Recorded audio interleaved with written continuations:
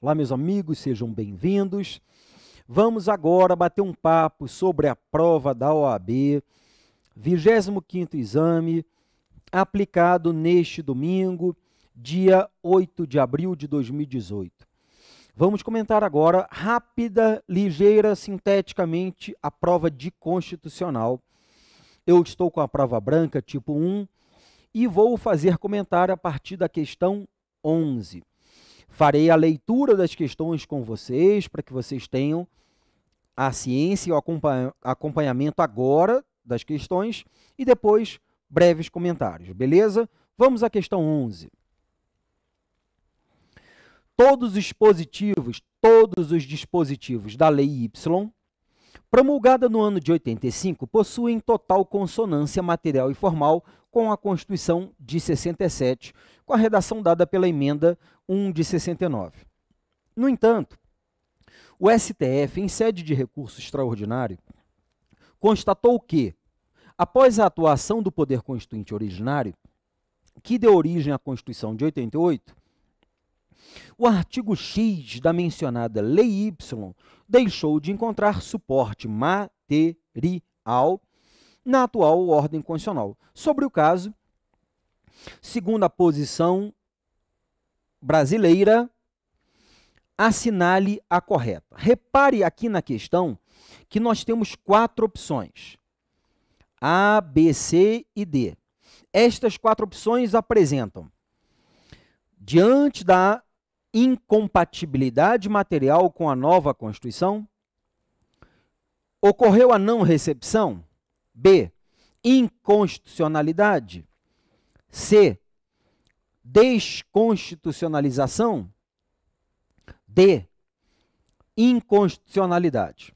Pois bem, aqui comigo, nós temos o que a gente chama no direito constitucional de direito constitucional intertemporal, um tema que pode estar ou não dentro de um capítulo maior, dependendo da doutrina que você utiliza para estudar, chamado Teoria da Constituição. Aqui a ideia é o que acontece quando surge uma nova Constituição em relação com a Constituição anterior, em relação com as normas infraconstitucionais anteriores. Beleza? Beleza. Surgiu a nova Constituição. Tinha sido elaborada uma lei à luz da Constituição anterior. E esta lei, válida material e formalmente, com base na Constituição anterior, que lhe deu o fundamento de validade, agora não é materialmente compatível com a nova Constituição. O que acontece? Bom, nós temos 4 opções, uma é para ser a correta. As letras B e D falam de inconstitucionalidade. Ora, eu tenho uma nova Constituição, uma lei anterior. Esta lei anterior, diante da nova Constituição, ela não pode ser declarada inconstitucional porque o Brasil não adota a chamada inconstitucionalidade superveniente. Então, basicamente, a gente descarta as letras que falam de inconstitucionalidade. O Brasil não adota a inconstitucionalidade superveniente, inconstitucionalidade em relação a uma Constituição que vem depois. A inconstitucionalidade tem que ser originária. A Lei Y só pode ser declarada inconstitucional em relação à Constituição em vigor, a Constituição que deu o fundamento de validade a esta lei. Ora, a Constituição em vigor é a Constituição de 67, emendada em 69, ou para outros autores, a Constituição de 69.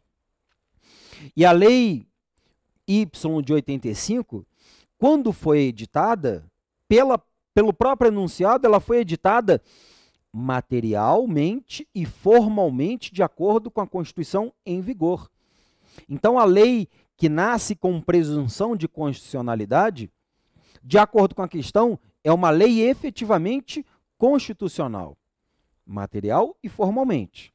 Então, a lei descartou o vício em relação à Constituição anterior, porque somente em relação à Constituição anterior, temporalmente anterior, né, a Constituição em vigor, nasce uma lei depois, a lei de acordo com a Constituição. Só neste caso poderíamos falar em inconstitucionalidade, é o que chamamos de inconstitucionalidade originária. Mas se, em relação à lei, surge nova Constituição, Constituição supervenientemente criada, posteriormente criada, nós não podemos declarar ou alegar que esta lei pré-constitucional ela é inconstitucional. Esta lei ela será ou recepcionada ou não recepcionada. Se, em relação à nova ordem constitucional, esta lei encontrar compatibilidade material e somente material, de conteúdo, com a nova Constituição, esta lei será recepcionada pela ordem jurídica. Agora, se esta lei não encontrar compatibilidade material e somente material com a nova Constituição, esta lei será não recepcionada na nova ordem jurídica, certo? Então, resumidamente, para que uma lei seja recepcionada ou não recepcionada, estamos falando de recepção e não recepção, fenômenos que acontecem aqui, no nosso caso, de direito constitucional intertemporal, 3 requisitos básicos para que uma norma seja recepcionada pela nova Constituição. Ela tem que ter compatibilidade material e formal com a Constituição atual que lhe deu fundamento de validade. Compatibilidade material e formal com a Constituição em vigor. Agora, surgindo nova Constituição, segundo requisito, a lei tem que estar em vigor. E terceiro requisito, a lei tem que ter compatibilidade material. Não se exige a compatibilidade formal. Tem que ter compatibilidade material com a nova Constituição. Neste caso, ela será recepcionada na atual ordem jurídica. Foi o que aconteceu com a nossa questão. Letra A fala em não recepção. É a resposta. Aí a desconstitucionalização da letra C. A desconstitucionalização, notadamente, se refere ao confronto de 2 constituições. A questão fala confronto de uma lei pré-constitucional e a nova Constituição, diferente. Confronto de 2 constituições. Constituição de 67 emendada em 69, ou Constituição de 69, para quem assim preferir. Surge a Constituição de 88. O que acontece com a Constituição até então em vigor? Pela teoria da desconstitucionalização, a Constituição perde o status constitucional e é recebida na ordem jurídica como norma infraconstitucional. Norma infraconstitucional, naturalmente, naquilo que for compatível com a atual ou com a nova Constituição. E a teoria da desconstitucionalização ou a desconstitucionalização não é aceita na ordem jurídica brasileira. Então, as letras B, C e D desta questão 11, prova branca tipo 1, não podem ser consideradas corretas. Resposta da questão 11, letra A. Não recepção da norma em relação a uma Constituição superveniente em que não há compatibilidade material. Beleza? Questão 11 resolvida. Vamos para a questão 12. E a questão 12, aqui na sequência, ela fala sobre o chefe do Poder Executivo do município Ômega, mediante decisão administrativa, resolve estender aos servidores inativos do município o direito de auxílio à alimentação, contrariando a súmula vinculante 55 do STF. Para se insurgir contra a situação apresentada, assinale a opção que indica a medida judicial que deve ser adotada. Então, você está lendo aqui a questão 12 e está vendo que na questão 12 o caso trata de descumprimento de súmula vinculante. Qual é a medida contra descumprimento de súmula vinculante? Ora, nós temos as letras A, B, C e D, trazendo praticamente 4 ações constitucionais, dependendo do enfoque que a gente vê, sendo que a DIN, da letra A, mandado de injunção, da letra B, habeas data, da letra D, não são medidas judiciais para isto. Não são especialmente feitas para isto. A letra C traz a reclamação constitucional. Olha aqui comigo. A ação direta de inconstitucionalidade, a ADIM, ela serve para que a gente confronte um ato normativo ou uma lei estadual ou federal que seja incompatível com a Constituição. Não é o caso aqui. A letra B fala do mandado de injunção.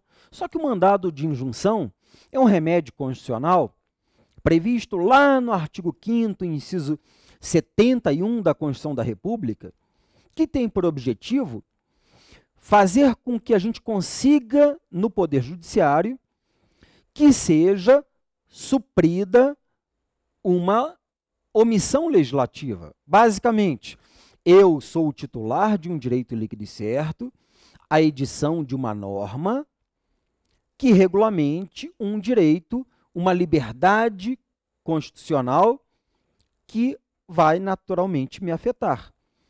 E eu, diante da omissão legislativa, porque a Constituição prevê que determinada norma constitucional depende de uma lei para que ela seja efetivamente aplicada, e eu não consigo que aquela norma constitucional que me é favorável seja aplicada porque ela não tem regulamentação, eu posso me valer do mandado de injunção, que é justamente para proteger o meu direito líquido e certo, a edição de uma norma regulamentadora de um direito relacionado à cidadania, nacionalidade, soberania, liberdades constitucionais. Não é o caso de mandado de injunção, de ausência de norma regulamentadora. A letra D, habeas data, regulamentado no artigo 5º, ou previsto no artigo 5º, 72.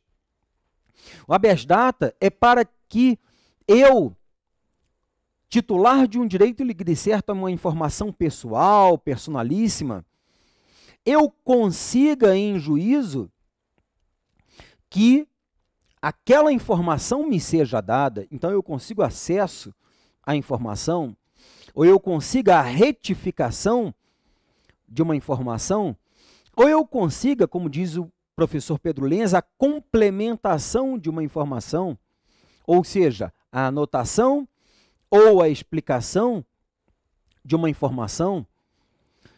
Não é o caso aqui. Houve uma contrariedade à súmula vinculante. Então, ainda que você não saiba detalhadamente o que é a reclamação constitucional, você sabe institutos mais antigos que a reclamação constitucional, como a ADIM, o MI e o HD. E a reclamação constitucional, ela tem uma precisão na informação dela. Lá no artigo 103A, parágrafo 3º da Constituição da República, que é cabível para situações em que haja contrariedade, descumprimento, inobservância de súmula vinculante. Então, aquele ato administrativo ou aquela decisão judicial que descumpriu súmula vinculante pode ser guerreada, combatida por uma reclamação constitucional. Perfeito? Artigo 103A, parágrafo 3º da Constituição. Vamos dar uma conferida nele? Constituição da República, artigo 103A. Vamos aqui correr no 103, Constituição da República, 103A. Vai falar sobre súmula vinculante. Beleza, agora o parágrafo 3º. Do ato administrativo ou da decisão judicial que contrariar súmula aplicável ou que indevidamente a aplicar, e a súmula, já que o parágrafo 3º se refere ao caput, é a súmula vinculante, caberá reclamação ao Supremo Tribunal Federal. Ao Supremo Tribunal Federal. Então, o artigo 103A, parágrafo 3º, resolve o nosso problema. Lembrando que, de forma genérica, a reclamação constitucional é uma medida judicial, independentemente da natureza jurídica que é discutida na doutrina, é uma medida judicial que serve básica e genericamente para a preservação da competência dos tribunais ou para garantir a autoridade de suas decisões, como, por exemplo, encontramos no artigo 102, inciso 1º, a linha L da Constituição, que fala que cabe reclamação constitucional perante o Supremo Tribunal Federal, que processará e julgará originariamente esta reclamação, no caso, ou para preservar sua competência ou garantir a autoridade de suas decisões. Esta reclamação constitucional do artigo 103A, que acabamos de ler, parágrafo 3º, é uma espécie daquela genérica, né? Garantir a autoridade de suas decisões. Então, a questão, nossa questão 12, sem problema algum, letra C de certa. A questão 13, que vem na sequência, é uma questão que pergunta sobre voto. É a questão que fala, por entender que o voto é um direito e não um dever, 1/3 dos membros da Câmara dos Deputados articula a proposição de emenda à Constituição de 88, no sentido de tornar facultativo a todos os cidadãos o voto nas eleições a serem realizadas no país. Sabendo que a proposta gerará grande polêmica, o grupo de parlamentares resolve consultar um advogado especialista na matéria. De acordo com o sistema jurídico constitucional brasileiro, assinale a opção que indica a orientação correta a ser dada. Então, meus amigos, olha aqui comigo. O que a questão falou, basicamente, foi: voto é um direito previsto na Constituição. Tranquilo. E houve uma proposta de emenda à Constituição para tornar o voto facultativo, não mais obrigatório. E eles querem saber se isto é possível ou não. Resumidamente, é isto que vem nas opções A, B, C e D, que já já vamos ver. Mas pense comigo. O que está em questão aqui é o poder constituinte derivado, reformador. Emenda à Constituição. Emenda à Constituição cabe para quê?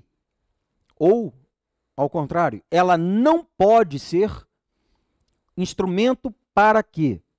Vai dizer a nossa Constituição da República, no que se refere às chamadas cláusulas pétreas explícitas, expressas, lá do artigo 60, parágrafo 4º, não cabe proposta de emenda ou deliberação de proposta de emenda à Constituição tendente a abolir. Inciso 2º. O voto direto, secreto, universal e periódico. De novo, voto direto, secreto, universal e periódico. Está com dúvida? Vamos lá. 60, parágrafo 4º da Constituição da República. 60, parágrafo 4º da Constituição da República. Aqui, 60, parágrafo 4º. Não será objeto de deliberação a proposta de emenda tendente a abolir, inciso 2º, o voto direto, secreto, universal e periódico. Então, você vai me dizer que é proibida emenda à Constituição para retirar o voto obrigatório? Não.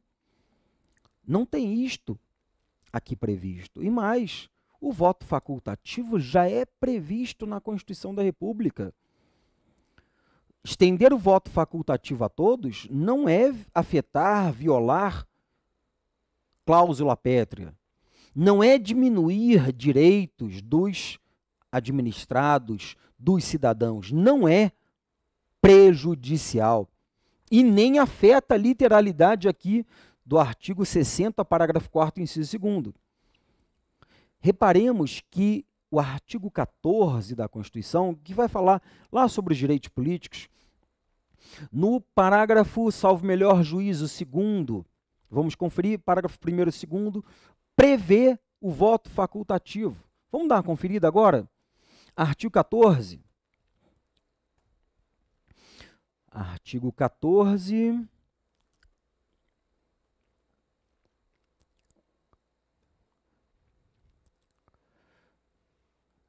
Não, volta aqui, não se perde não, André. Artigo 14. Você deve estar até tonto, né? Ctrl F, 14. Aqui. Parágrafo 1º, corrigindo o parágrafo 1º. O alistamento eleitoral e o voto são, inciso 2º, facultativos.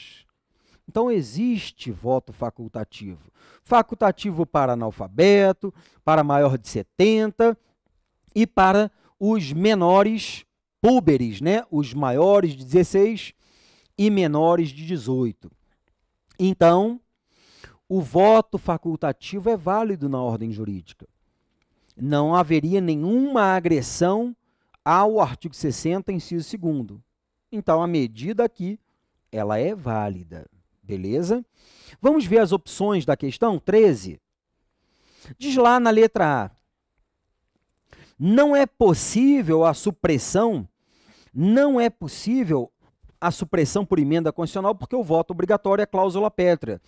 E acabamos de falar que não é cláusula pétrea. Melhor, acabamos de mostrar que voto obrigatório não é cláusula pétrea. Cláusula pétrea é voto direto, secreto, universal e periódico.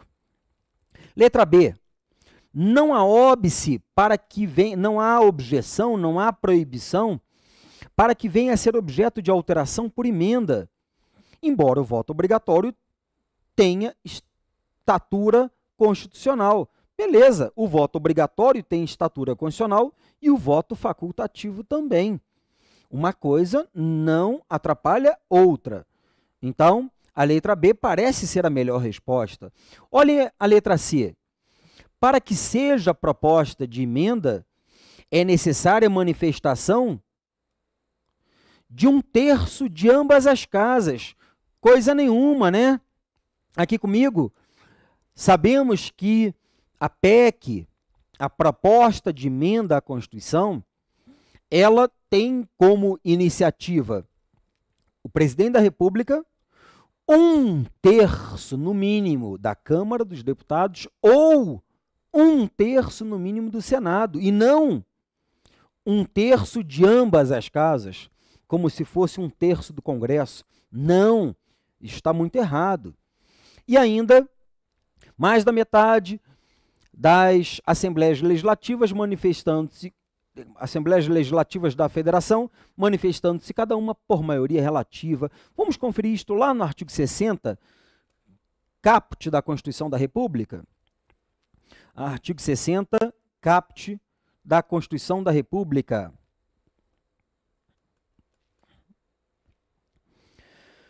E aqui poderá ser emendada por proposta de 1/3 no mínimo dos membros da Câmara ou do Senado. Presidente, mais da metade das Assembleias Legislativas, manifestando-se cada uma por maioria relativa ou simples de seus membros. Com o 60, inciso 1º, nós confirmamos que a letra C está errada. E a letra D aqui, a emenda sendo aprovada pelo Congresso Nacional, somente será promulgada após devida sanção presidencial. Ora, nós sabemos que emenda à Constituição não passa pela deliberação executiva. A emenda, o projeto, a proposta de emenda à Constituição vai tramitar no Legislativo, tramitar nas duas casas do Congresso Nacional, com o rito específico dela, e depois é promulgada pelas mesas das duas casas, com o respectivo número de ordem. Estou trabalhando aqui com vocês à luz do 60, parágrafos 2º e 3º da Constituição. Não há deliberação executiva, não há sanção e veto do presidente, nem promulgação pelo presidente. Não há deliberação executiva e nem na fase complementar do processo legislativo de emenda há manifestação do chefe do executivo. Na verdade, em se tratando de emenda à Constituição, o presidente da República só vai se manifestar se a iniciativa for dele. Beleza? Caso contrário, ele não opina mais. Vamos encontrar isto, só para confirmar a resposta, no 60, parágrafo 2º e 3º aqui que você está vendo agora na tela. A proposta será discutida e votada em cada casa, 2 turnos, 3/5 em cada casa. E o parágrafo 3º, a emenda à Constituição será promulgada pelas mesas da Câmara e do Senado com o respectivo número de ordem. Ou seja, não há menção alguma à manifestação, à deliberação executiva, à manifestação do presidente da República. Então, esta nossa questão 13 tem como resposta apropriada letra B de bola. Tranquilo? Maravilha. Agora vamos para a questão 14. E a questão 14 é uma questão que eu considero talvez a questão mais complicada da prova. Alguns vão alegar que foi questão de direito previdenciário. Ora, é uma questão de direito constitucional prevista no programa de constitucional, ordem social. É uma questão com um grau de dificuldade um pouco maior, porque é sobre uma previsão de um artigo fora do tradicional, fora do trivial. O que é o trivial? Até o artigo 135. Isto é o trivial. Trabalharmos desde o artigo 1º, preâmbulo, artigo 1º, artigo 135. Isto é o trivial, isto é o que se espera. Mas por que os artigos posteriores não podem ser cobrados, né? E aqui mostra uma tendência da banca, um gosto, talvez, específico da banca com a ordem social. E a ordem social cada vez mais importante e relevante na ordem jurídica atual. Principalmente com o Estatuto do Idoso, com o Estatuto da Pessoa com Deficiência, com regras que têm por objetivo tutelar mulher, menor, então, meio ambiente. Então, a ordem social, desde a parte da seguridade em diante, é sempre relevante. E é uma leitura que não pode ser desprezada. E é um discurso que não pode ser desprezado em sala. Beleza? Maravilha. Então, a questão 14 da nossa prova branca, agora lida aqui por nós. Após uma vida dura de trabalho, Geraldo, com 80 anos, está doente em razão de um problema crônico nos rins e não possui meios de prover sua própria manutenção. Morando sozinho, não possuindo parentes vivos, sempre trabalhou ao longo da vida fazendo pequenos biscates, jamais contribuindo para a previdência social. Instruído por amigos, Geraldo procura um advogado para saber se o sistema jurídico constitucional prevê algum meio assistencial para pessoas em suas condições. O advogado informa Geraldo que, segundo a Constituição, é uma questão sobre a parte de assistência social da Constituição, lá dentro da Seguridade Social, dentro da ordem social. Beleza? Repito, é uma questão mais difícil porque trata de assunto não usual. Mas, para fins de exame da OAB, tudo pode ser cobrado. Então, não podemos ignorar algo não usual. Ainda assim, o grau de dificuldade fica bem acentuado. Esta questão vai perguntar se o Geraldo, ou ela pergunta se o Geraldo, que não tem meios de subsistência, ele, mesmo não tendo contribuído para a Previdência, ele tem direito à assistência social.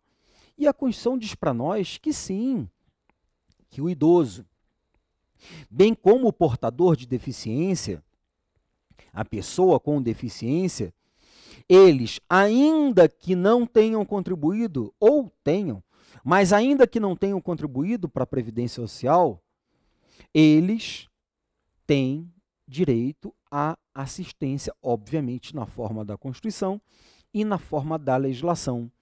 E esta regra está prevista lá no artigo 203. Vamos ao artigo 203 da nossa Constituição? Artigo 203 da Constituição da República. A assistência social será prestada a quem dela necessitar, independentemente de contribuição à Seguridade. Então, já temos parte da questão respondida aqui. E tem por objetivos, encontramos o nosso inciso 5º, garantia de um salário mínimo, de benefício mensal, à pessoa portadora de deficiência e ao idoso que comprovem não possuir meios de prover a própria manutenção ou de tê-la provida por sua família, conforme dispuser a lei. 203, inciso 5º. Reparemos, então, que a nossa questão é resolvida com um artigo da Constituição, lá na ordem social, e a resposta que se enquadra neste artigo aqui é a letra D de dado. A previsão no âmbito da Seguridade Social de prestação de assistência social a idosos, na situação em que Geraldo se encontra. Que situação? Não tem meios de sobrevivência, não tem parentes que lhe deem suporte e não contribuiu para a Previdência Social. A melhor resposta é a letra D de dado. As outras, por si sós, não resolvem o problema. Maravilha? Nossa questão 14 resolvida. Vem a questão 15. Questão 15 vai dizer que Jean Oliver, nascido em Paris, na França, naturalizou-se brasileiro. Entretanto, posteriormente foi condenado na França por comprovado envolvimento com tráfico ilícito de drogas no território francês entre os anos 2010 e 2014. Antes da condenação em 2015, Jean passou a residir no Brasil. A França, com quem o Brasil possui tratado de extradição, requer a imediata extradição de Jean, a fim de que cumpra naquele país a pena de 8 anos a qual foi condenado. Apreensivo, Jean procura advogado e o questiona acerca da possibilidade de extradição.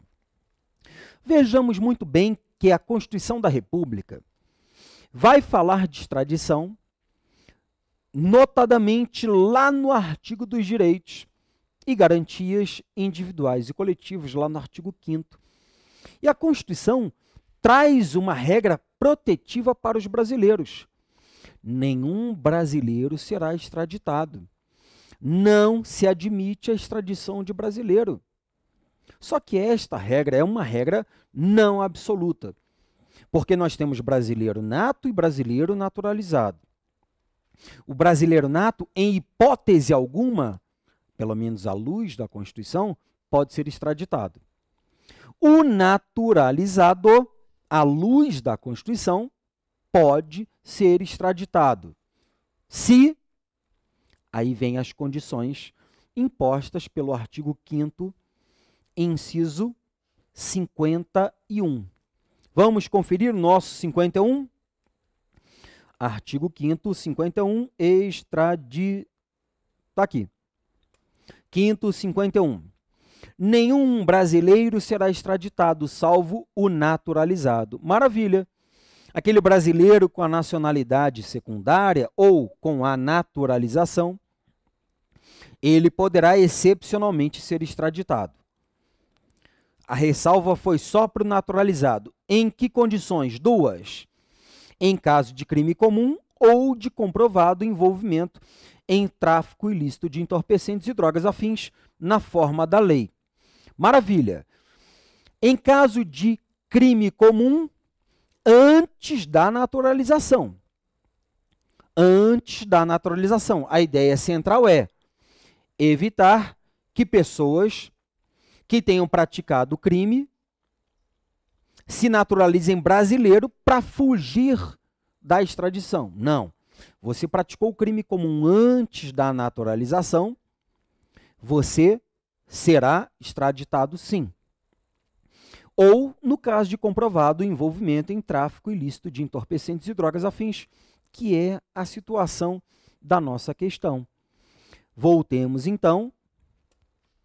Nossa questão 15 vai dizer que não é possível, letra A extradição, já que a Constituição, por não fazer distinção entre o brasileiro nato e o naturalizado, não pode autorizar tal procedimento. Ora, acabamos de ver que há exceção para o naturalizado. A letra B, não é possível, pois o Brasil não extradita seus cidadãos nacionais naturalizados por crime comum praticado após a oficialização. A questão aqui não é o crime comum, a questão aqui é o tráfico ilícito de entorpecentes. Então, por crime comum após a naturalização, de fato, não se extradita. Crime comum só vai acarretar a extradição do brasileiro naturalizado se ele foi praticado antes da naturalização. Então, a letra B não responde à nossa questão. A letra C vai dizer para nós que é possível. Sim, é possível, pois a Constituição prevê a possibilidade de extradição em caso de comprovado envolvimento com o tráfico ilícito de drogas, ainda que praticado após a naturalização.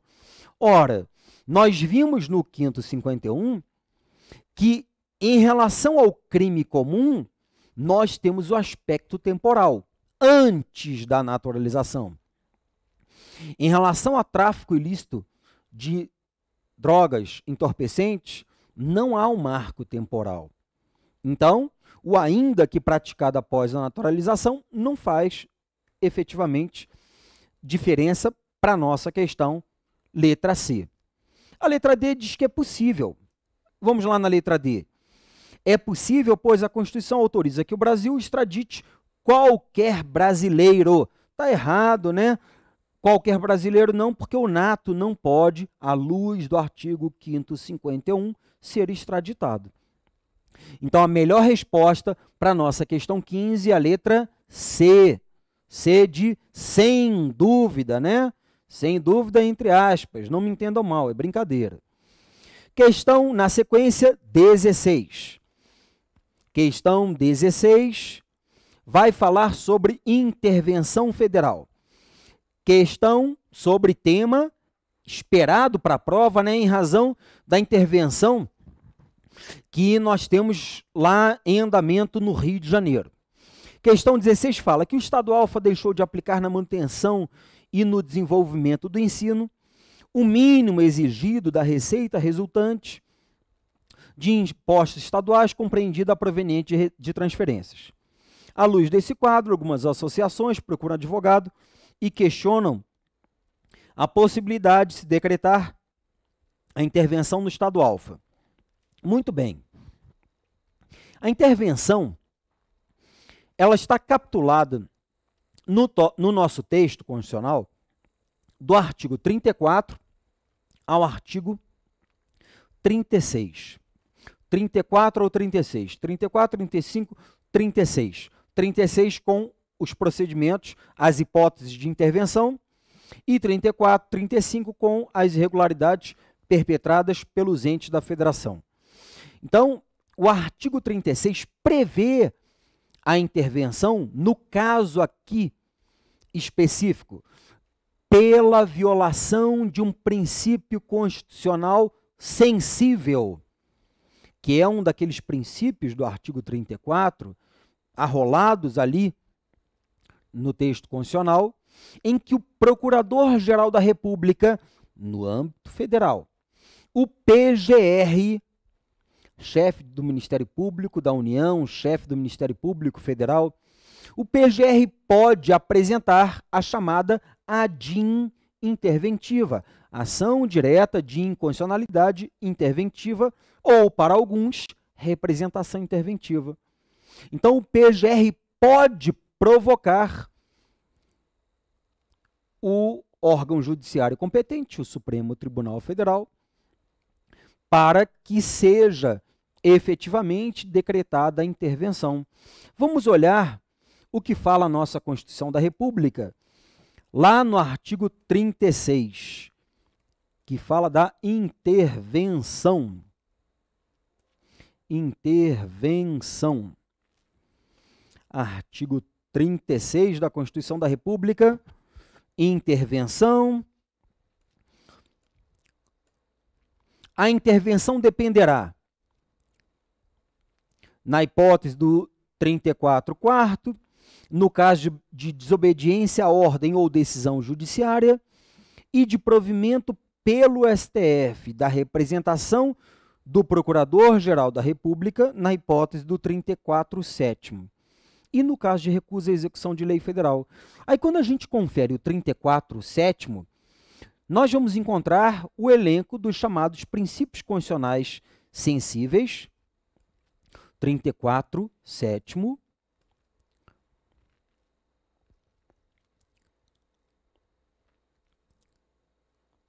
aqui.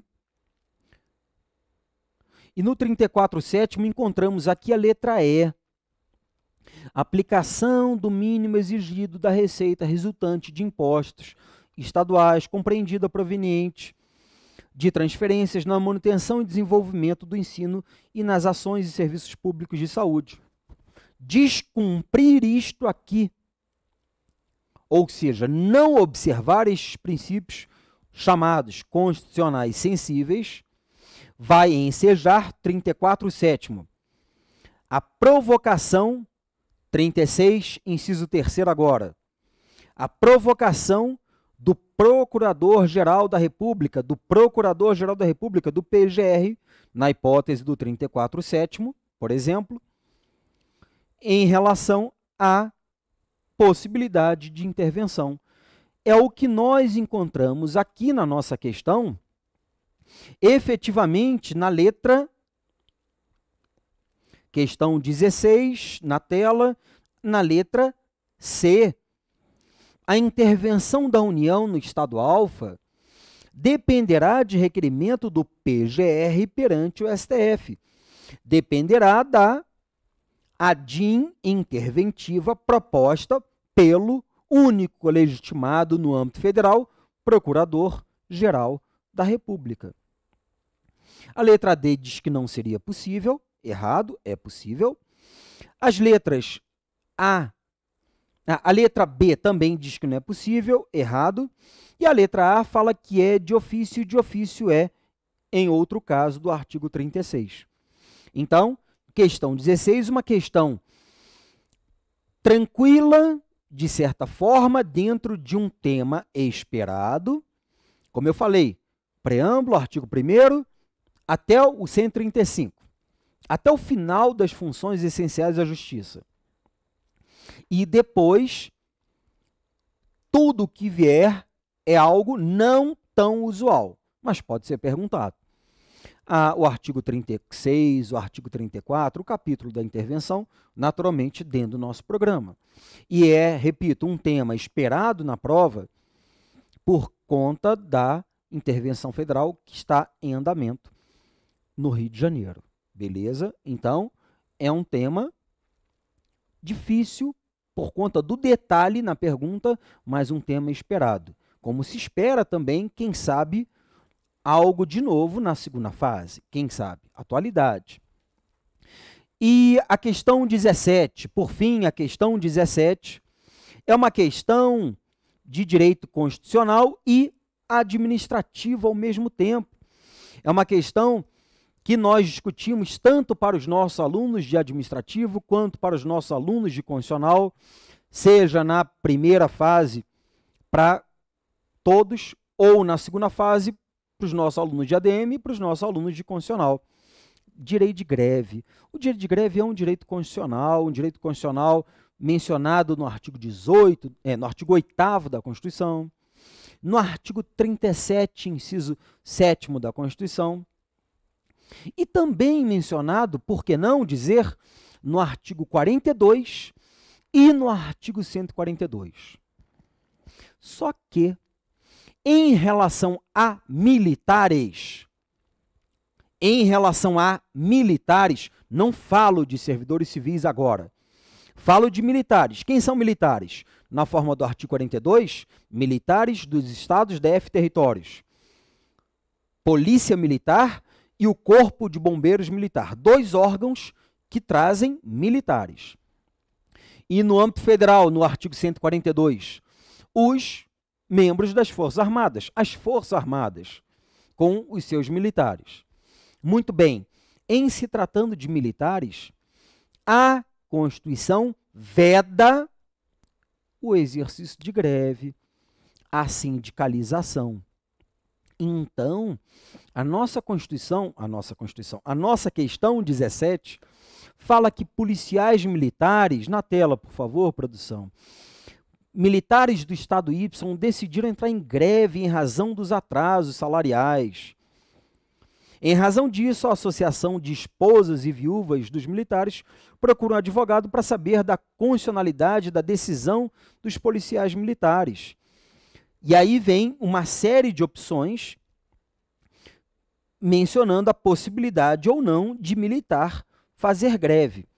Letra A, compete aos militares decidir sobre a oportunidade de fazer greve. Letra B, o direito de greve pode ser livremente exercido pelos policiais militares. A letra C, o exercício de greve é, sob qualquer forma ou modalidade, vedado aos militares. O direito de greve dos servidores públicos ainda não foi regulamentado. Ora bolas, direito de greve dos servidores públicos, a questão aqui foi direto nos militares, né? Então, temos que fechar o cerco nos militares aqui. Na verdade, são os militares que fecham o cerco, né? Mas a questão se refere aos militares. E a Constituição veda a greve para os militares. Tanto no artigo 142, parágrafo 3º, vamos conferir já já, quanto no 42, que nos remete ao parágrafo 3º do 142. O que faz com que a letra C, o exercício do direito de greve sob qualquer forma ou modalidade, é lhes vedado, pois sua atividade é essencial à segurança da sociedade, tal qual ocorre com os militares das Forças Armadas. Vamos conferir isto no texto da Constituição da República. Greve, direto lá no 142, parágrafo 3º, 142, aqui, parágrafo 3º, e aí, inciso 4º, ao militar são proibidas a sindicalização e a greve. Em relação às Forças Armadas, o problema está resolvido. 142, parágrafo 3º. Agora vamos voltar lá no artigo 42, porque o artigo 42, que vai falar do militar,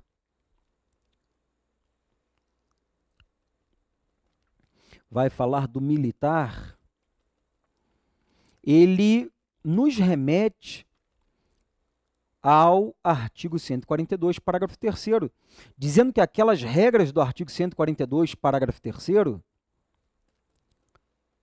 são aplicáveis